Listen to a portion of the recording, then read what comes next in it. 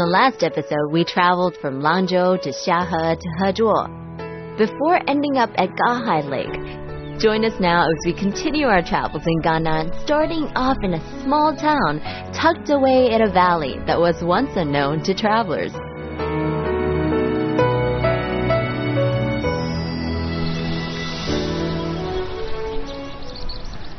Lammasu is a small town in Gannan, the southern part of the Gansu province. It's home to the Tibetan ethnic minority and known to travelers as the Switzerland of the East. This is where we'll be continuing our adventures of Gannan. Welcome to Travelogue. I'm Michelle Lean.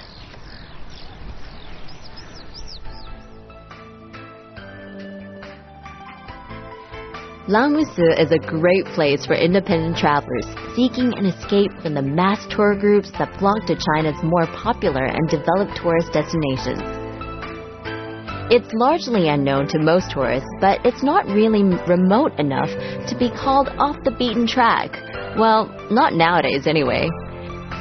Some years ago, this sleepy town, located 3,300 meters above sea level, was discovered by a group of foreign backpackers. They traveled back home with stories of chancing upon the Switzerland of the East, based on the similarities between the red rock cleft they'd found here and a mountain in Switzerland.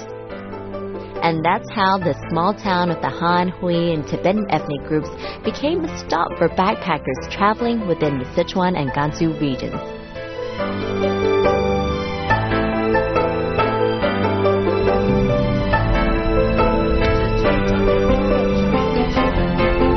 The town's name, Lammasu, can be a little misleading. Si is Chinese for temple, so you'd assume that you'd be visiting a Langmu temple. Instead, the town has a mosque and 2 Buddhist monasteries, quite a lot for somewhere so small. In fact, it's so small here that there's only one main street in town, so chances are, if you get lost, it won't take long to find your way back. Surrounding the town, you'll find the vast grassland areas of northwestern Sichuan and southern Gansu. There are 2 major cultural influences here: nomadic life and Tibetan Buddhism.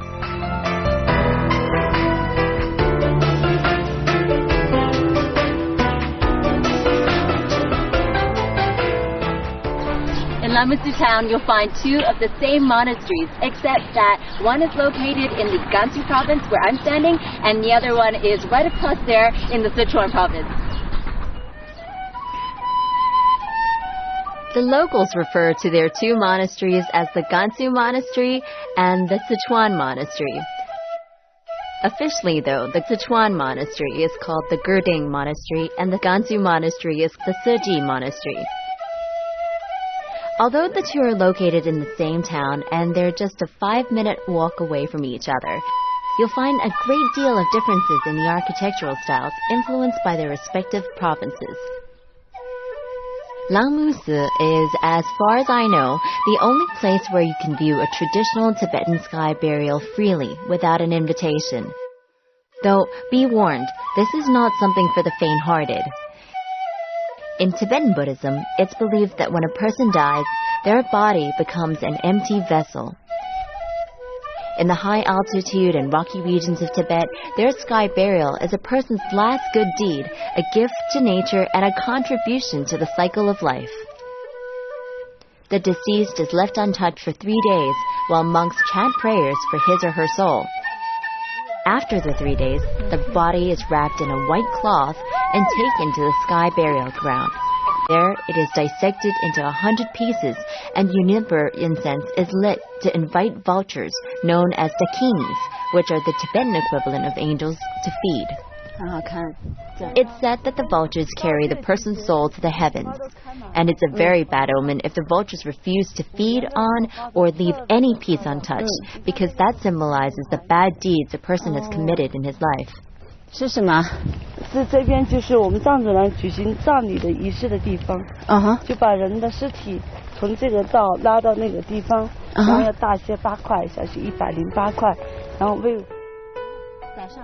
Before I arrived in Lammasu, I'd heard of the sky burial ritual, and on an intellectual level, I was able to understand, respect, and even appreciate the custom.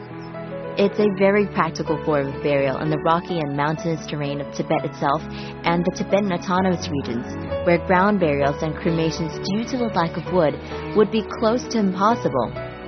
I think it's a beautiful idea, giving back to the earth by feeding another of nature's creatures, although admittedly it can be rather morbid too.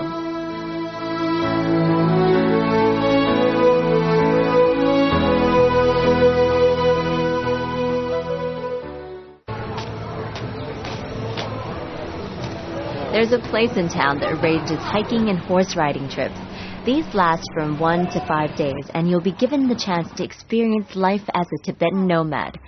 Unfortunately, we didn't have enough time, but I'll be back soon just for this. Yes, like how long does it take and stuff? I have 1 day, 2 days, 3 days, and a special trip for 5 days. Okay, so where are the routes and stuff? Where does it take you? Okay, so on this map, it's only for 1 day. This is the town where we stay, and we're going along the White Dragon River to get the south area. We will have lunch here in local people's tent, the nomad tent. Come back the same way. This is for 1 day. And for 2 days from here, we're going along the White Dragon River, have lunch here, then go ahead to this place where is summer grassland, where the people stay now. So we will stay here with the local family in a nomad people's tent.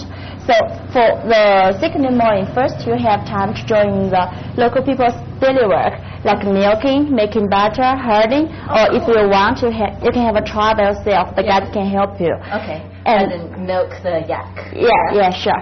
And the next day, from here, we go the Flower Ocean, then go the upway back to Lamuse. And this is a flat and wide grassland with some streams inside. Right. And in the summertime, all these places is full of the flowers, wild flowers. Okay, so we give the name to it. Oh, so you call it the Flower Ocean. Yeah. Okay. Okay, this is for 2 days.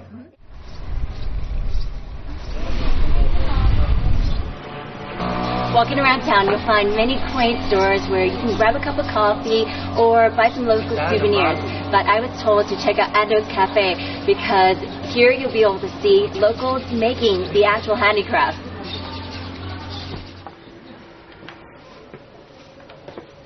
Over the past 8 years, Amdo's Cafe, also known as Amdo's Cafe and Crafts, has been working with the Tibetan nomads to produce and sell woven bags, braided slings, knitted scarves, socks, and felt decorations, all using materials available locally.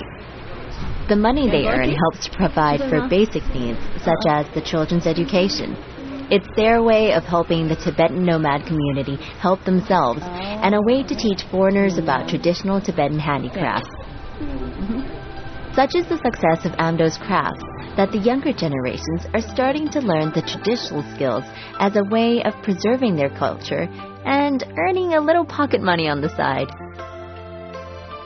I think it's a really great idea because on the one hand, it gives the woman a side income, a sense of independence and empowerment, and on the other, people from around the world can enjoy these beautiful handmade products. So, everyone wins.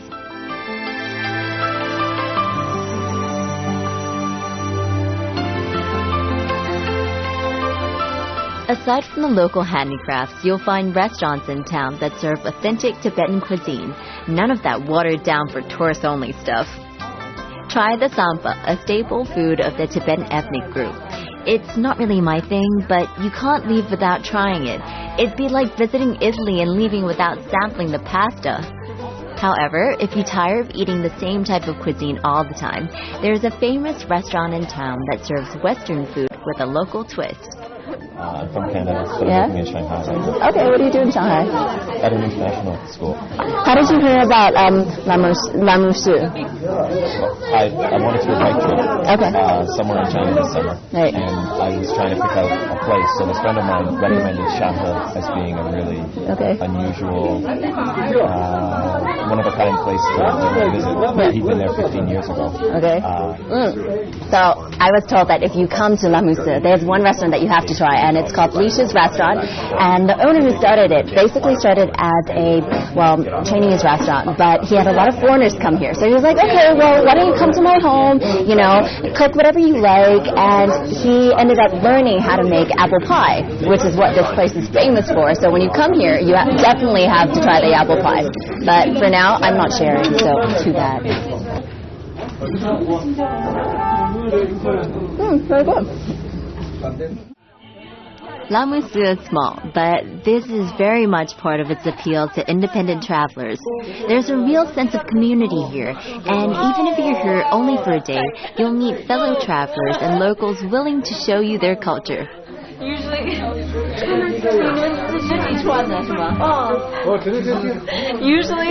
to get into a Tibetan ethnic minority costume, you just do it on your own. It's like taking 3 people to get me into this. I can't breathe.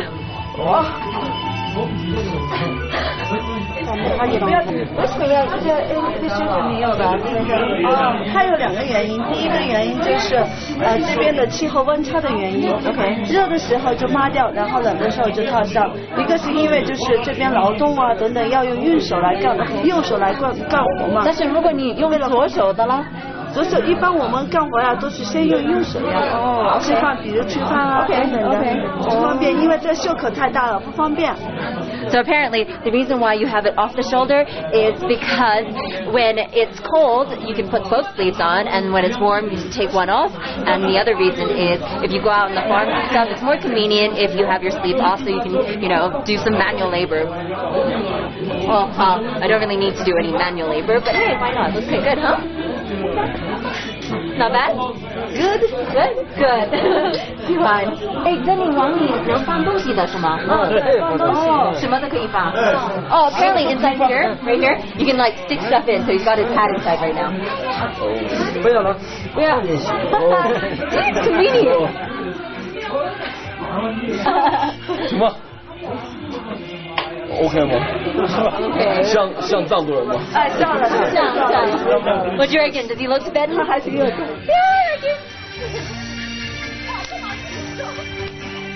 After dinner, Baima, a Tibetan girl I'd met earlier in the day, invited me to a local gathering. This is the most complicated thing I've done so far. And I feel like I have 2 left feet. Okay. So now I go forward. 1, 2, 3. Okay. I'm so hopeless. Turn. Up. Down. I think. Oh, turn again. Woo. This is tiring stuff. I'll tell you that.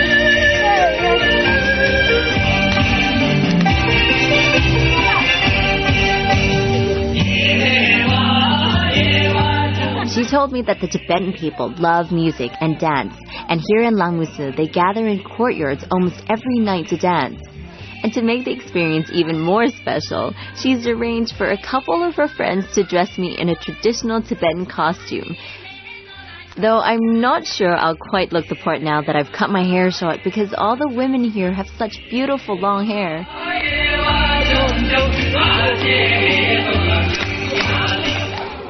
That was really fun.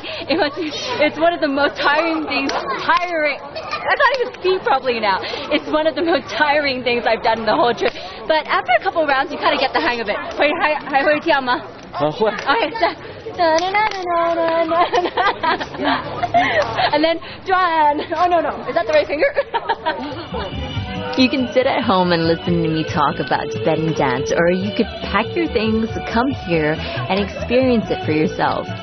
More than just fun, you get a unique insight into the culture by learning the dance techniques.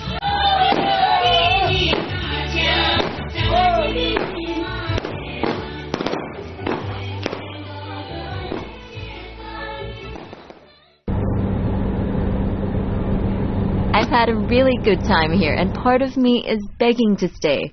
But no such luck. Driving away from Lammusu, we pass an area where we can catch a glimpse of the Yellow River. It's 3,902 meters above sea level here, so we're all feeling a little short of breath. Not to mention the fact that it's freezing. The wind is howling and it takes some effort to stand upright. Yes, it's still July, but it sure doesn't feel like it. Up here, we bump into a monk who appears to be burning something. I'm not quite sure what it is, so I figured I'd go and chat to him.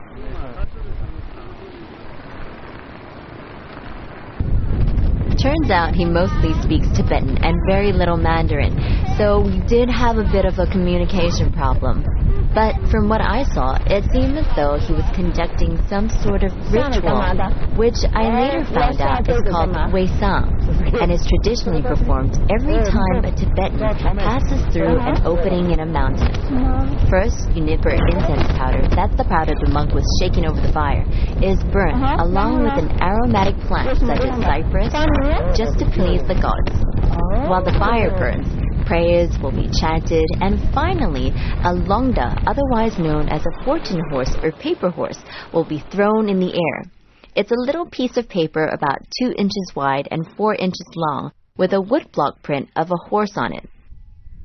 The Tibetan people have great respect and worship for horses, so throwing longda in the air and letting the wind catch them and carry them away is a symbol of a team of horses running free.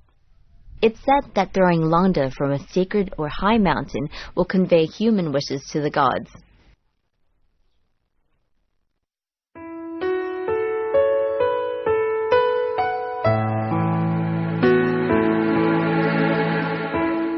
From Machi in the south, we travel up towards Jagannath in the northeast. And on the way, I noticed significant changes in the people's way of life. In the south, there's a heavy reliance on livestock, but driving north, you'll see more farmers.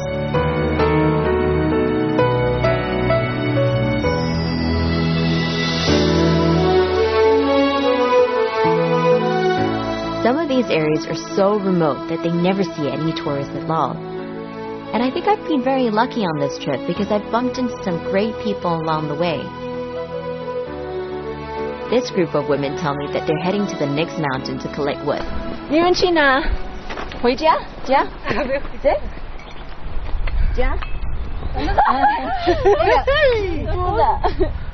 I ask if I can follow them, but they tell me that the journey won't be too tough for me. Still, they have promised to show me around the next time I visit. I take a photo so I won't forget their faces. Ladies, I'm holding you to your word. I'll see you soon.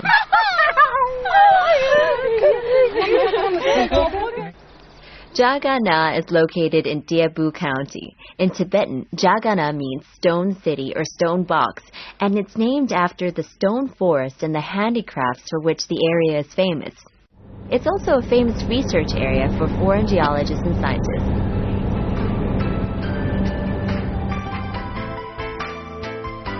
In Gannan, you should expect quite a few hours in the car traveling between destinations, as they're often far apart.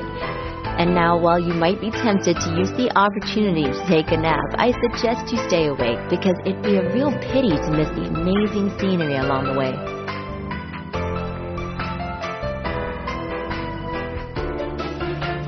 The change in scenery from Jagannath to Joni is quite noticeable as it goes from farmland to forest areas.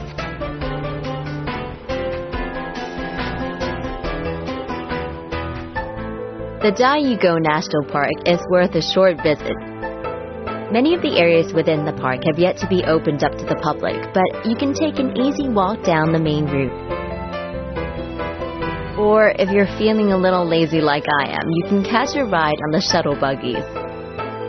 The elevation above sea level varies between 2,500 and 4,920 meters here. And the locals tell me that in early September, you'll be able to experience all 4 seasons. It'll be snowing in the higher regions and warm in the lower area of the national park. Even if you're not much of a hiker, you can still come here and enjoy this really easy walk around the park. It's beautiful. I'll tell you this, the scenery is absolutely amazing. Every once in a while, you deserve an escape to nature. But the mountains here are more than just scenic. Joni is number 3 on the list of places famous for producing the inkstones that are used in Chinese calligraphy, after the Duangxi Mountains in Guangdong and the Shi County in Anhui. The stones here are known as taoyuan. Beautiful and smooth, they come from the mountains in the surrounding areas. Invented by the Chinese over 1,200 years ago, inkstones are highly prized and have great cultural significance in China. In the past, scholars would transport their ink in solid forms, and when they wanted to use it, they'd grind it in water on an ink slab to the correct consistency. 师傅，为什么陶砚在中国怎么出名的？以这个石料好，色彩也好，最重要就是说这个石头发磨快，磨起来快，石头也是比较珍贵。是不是颜色不一样？颜色也不一样，颜色不要用不一样的颜色，来做不一样的花。但是每一块是谁设计的？就是自己有自己的设计方法，自己有不同的设计，出来就是不同的作品。Who would have thought that a rock, just, a big slab of rock, could make something so beautiful? Okay, note to self, stop mentally calculating how to haul a 10-kilogram inkstone home while telling people about them. While I'm unable to appreciate the inkstone as a calligraphy tool, I'm amazed by the beautiful and highly skilled carvings of symbols in Han Chinese culture, and how the natural colors of the stone are incorporated into the carving.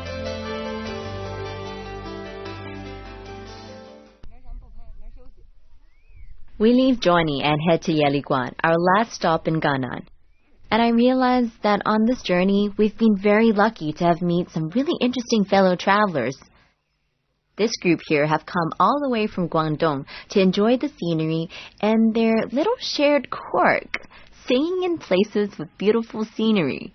They've been joined by other travelers, and it's fascinating watching these groups of strangers share the experience of being in Gannan together. I don't know any of the songs, but I'm happy to sit here and just listen to them.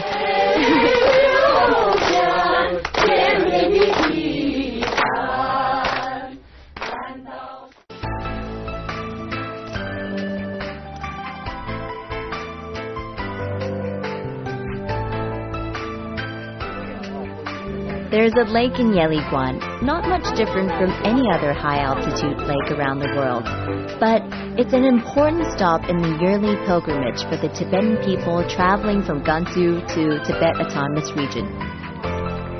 We met a family who had walked all the way from Heduo just to pay their respects to the gods. They tell me that they've come here to throw toubao, brightly wrapped packages of rice, barley, and other offerings into the water as a way of honoring the water gods and earning some good luck. Tibetan people are extremely pious and will go to great lengths to visit monasteries and other places of worship, no matter how hard the road is. I truly admire their devotion and their dedication in happily performing their many rituals. The love that they have for their religion is a pure and untainted belief, far removed from the materialism and excesses of the modern world. I can't help but feel a little guilty for the life I lead in the city. But I'm told that a pure heart and good karma can be enough. That's certainly reassuring.